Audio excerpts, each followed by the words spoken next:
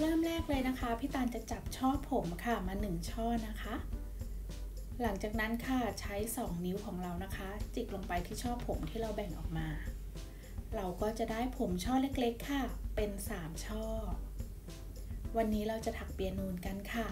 จับช่อผมที่อยู่ด้านข้างนะคะช่อนี้นะคะสอดไปไว้ใต้ช่อกลางพี่ตาลทำช้าๆนะคะเห็นไหมคะหลังจากนั้นอีกข้างหนึ่งค่ะเราก็จะจับนะคะไปไว้ใต้ช่อกลางแบบนี้ค่ะเราก็จะได้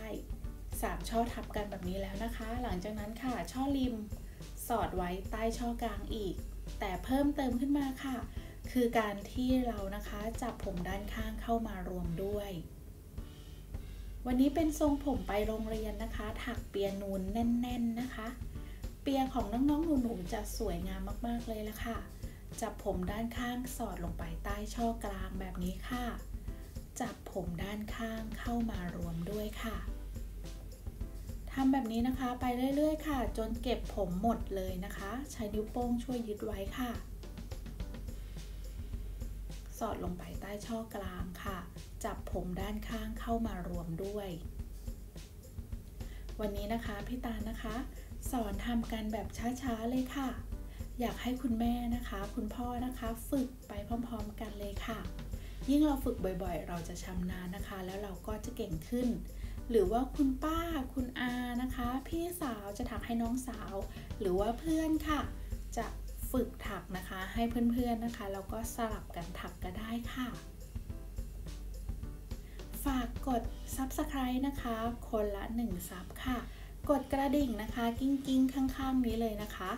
จะได้ทราบว่าเฮ้ยพี่ตาลงคลิปแล้วนะรีบมาดูกันเร็วมีทรงผมใหม่ๆมากมายเลยค่ะหรือว่าถ้าหากว่าอยากให้พี่ตาลทำทรงไหนให้ดูนะคะคอมเมนต์ไว้ที่ด้านล่างนี้ได้เลยค่ะเห็นไหมคะช่อนี้เริ่มหย่อนเราก็จะดึงใช้นิ้วโป้งช่วยยึดแล้วก็ดึงมาแบบนี้นะคะเพื่อให้ช่อผมของเราตึงนะคะเพราะเปียนูนนะคะเวลาที่เราถักไปนะคะช่อเปียเขาจะหย่อนลงมาเราจะต้องคอยดึงเอาไว้ค่ะคอยเช็คผมว่ามีช่อไหนที่หย่อนนะคะเราก็จะค่อยๆดึงไปค่ะเห็นไหมคะหย่อนอีกแล้วค่ะพี่ตันก็จะดึงแบบนี้นะคะค่อยๆดึงค่ะแต่ไม่ต้องดึงแรงมากนะคะเดี๋ยวน้องจะเจ็บนะคะเดี๋ยวน้องร้องไห้นะถ้าเห็นว่าคลิปนี้นะคะดีนะคะมีประโยชน์กดแชร์ให้เพื่อนๆได้เลยนะคะ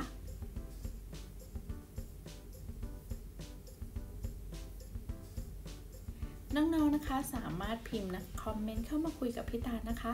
ทักทายหรือว่าอยากให้พี่ตาลทำทรงผมทรงไหนนะคะก็คอมเมนต์ไว้ด้านล่างได้เลยค่ะซึ่งวันนี้พี่ตาลทำตามคำขอแล้วนะคะที่บอกว่าอยากให้ถักเปียนูนให้ดูหน่อยนะคะวันนี้ทำกันแบบช้าๆเลยค่ะค่อยๆจับมาทีละช่อนะคะ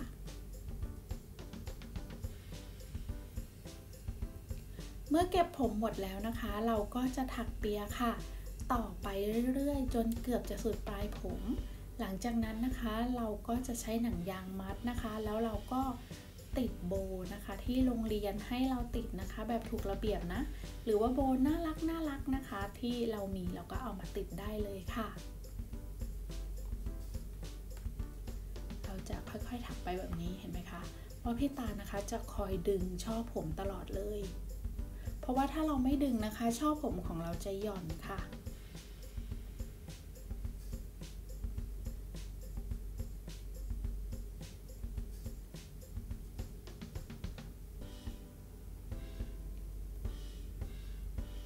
เมื่อเราได้ที่แล้วนะคะพี่ตาลจะพอแล้วนะคะใช้หนังยางมัดค่ะปลายผมให้แน่นเลยค่ะ